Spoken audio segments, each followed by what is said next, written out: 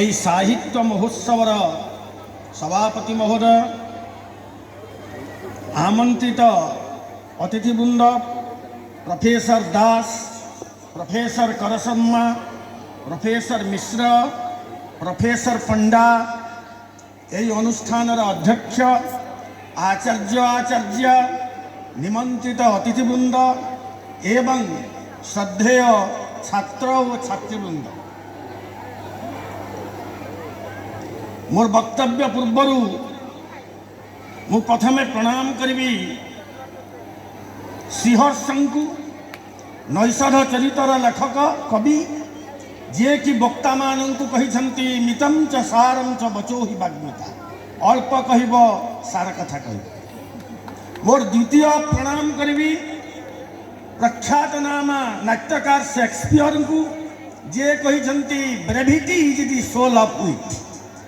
এবং তৃতীয় নমস্কার করিবি এই অনুষ্ঠানকু, যে অনুষ্ঠান মতে সীমিত সময় দেইছি, সংক্ষেপরে কহিবার সুযোগ দেইছি সাহিত্য সম্পর্কে। সাহিত্য আমি সাধারণত সাহিত্য কহিলে বুঝু কিছু গল্প, কিছু কবিতা, নাটক, উপন্যাস। যেতবেলে বহিটিয়ে ধরু, উপন্যাসটিয়ে বা কবিতা গুচ্ছটিয়ে, আমি কহু এয়া সাহিত্য। মু কহিবাকু চাহে সাহিত্য সহিত লেখিবার কৌশি সম্পর্ক নাই। নিহাতি যে লেখিবা দরকার এই কথা কুয়াড়ে কুহা হই নাই সাহিত্য প্রসঙ্গরে। এটি তো ওড়িয়া প্রফেসর অছন্তি, ইংরাজী প্রফেসর অছন্তি, সংস্কৃত প্রফেসর অছন্তি, সমস্তে জানନ୍ତି সাহিত্যর সৃষ্টি মৌখিক পরম্পরার।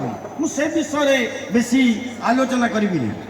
যেতবেলে আমি শব্দ উচ্চারণ করু এবং যে শব্দ উচ্চারিত হুয়ে তাহা যদি নান্দনিক বা কলাত্মক আনন্দ পাঠকକୁ দেলা, সেইঠু জন্ম হেলা সাহিত্য। মু আজি যে বক্তব্য আপনার আগরে পরিবেশন করুছি এ বি সাহিত্য। যদি উচ্চারিত শব্দ নান্দনিক আনন্দ দেই পারুছি, মু আজি যাহা বক্তব্য পরিবেশন করুছি এহা বি সাহিত্য। এথিপাই লেখিবার আবশ্যকতা নাই। সমস্তে জানନ୍ତି सबुठु प्राचीनतम धर्मग्रंथ आमर वेद, तार तो अन्य नाम श्रुति। बहु परे ताहा लिखित हैला। एपरिक पंचतंत्र जहा पृथ्वी बहु भाषा रे अनुदित होईची, से मध्य कथन शैली रे आरंभ होइतिला। विष्णु शर्मा कागज कलम धरि नथिले किंबा तालपत्र धरि नथिले, से केवल कही चली अजस्र कहानी। परवर्ती समय रे ताहा पंचतंत्र भाव रे प्रकाश पाइला। अवश्य विज्ञान अग्रगति परे मुद्रण आरंभ है, साहित्य पुस्तक भाव में प्रकाश पाइला। एवं साहित्यर प्रभाव संपर्क रे प्रोफेसर मोर पूर्ववर्ती प्रोफेसर महोदय कहले कि साहित्य कुआडे सामाजिक क्रांति आने। मु कहिबी साहित्य केबे सामाजिक क्रांति आने नाही। आमे अनेक भाबू रूसो, भोल्टायर एमिति साहित्य लिखिले जे सेठी विप्लव सृष्टि हो गला, फरासी विप्लव। कई कहती अंकल टॉम्स केविन जिते प्रकाश पाइला, से आउ एक सामाजिक क्रांति आनिला। अमेरिका रे कीटदास कथा उठीगला। कई कहती गर्किंकर मदर प्रकाश पाइला, से कुआड़े एक सामाजिक क्रांति आनिला। जार शासन विरोध रे विप्लवर सूत्रपात है। साहित्य ताहले कोन सामाजिक क्रांति आने नहीं? ठीक यही प्रश्न थरे मनोज दास को जड़े पाठक पचारि। मनोज दास कहले साहित्य केबे सामाजिक क्रांति आने नहीं, साहित्य मानसिक क्रांति आने। जदि मानसिक क्रांति सृष्टि नहेब समाज बदलिब केमिति?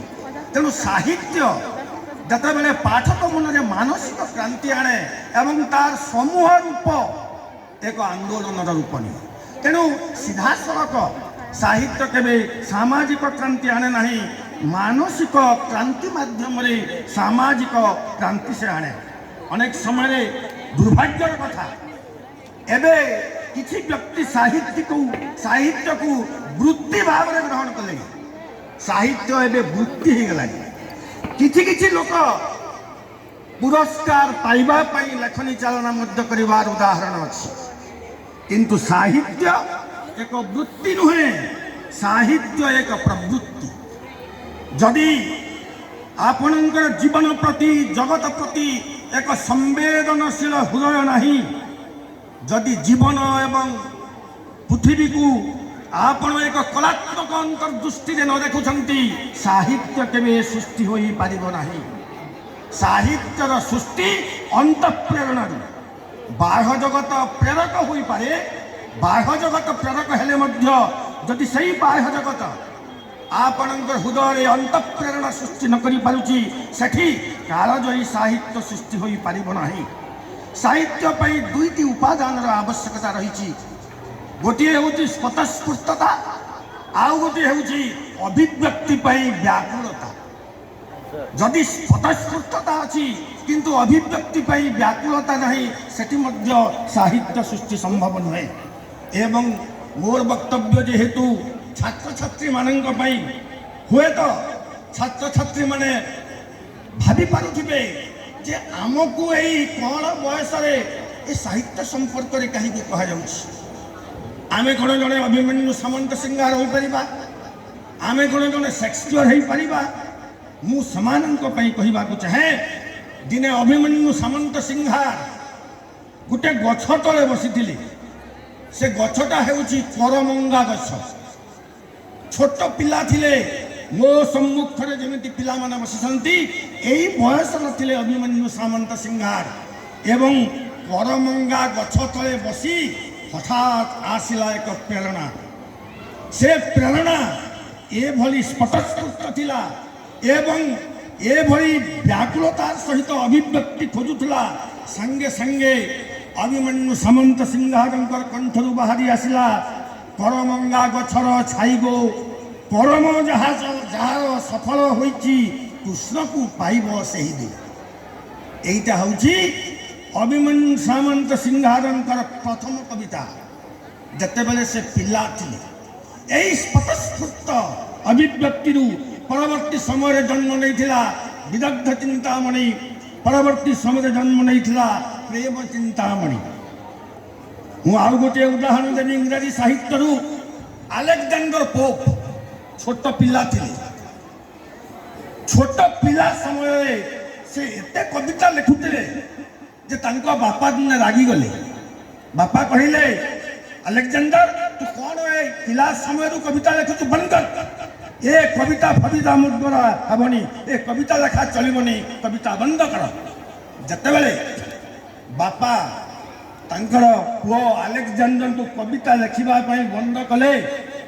अलेक्जेंडर पोप कौन कहले जानती से कहले पापा पापा पीटी टेक versus shall I never meet कहबार तात्पर्य जे बापा रागिले पुओ उत्तर दउची एवं जेउटा उत्तर दला से निजे से उत्तरटा कविता रे रूपांतरित हिला पापा पापा पीटी टेक versus shall I never meet कहबार तात्पर्य ए स्वतःस्फूर्तता नथिले अभिव्यक्ति पई व्याकुलता नथिले कालजयी साहित्य सृष्टि होई पारे ना।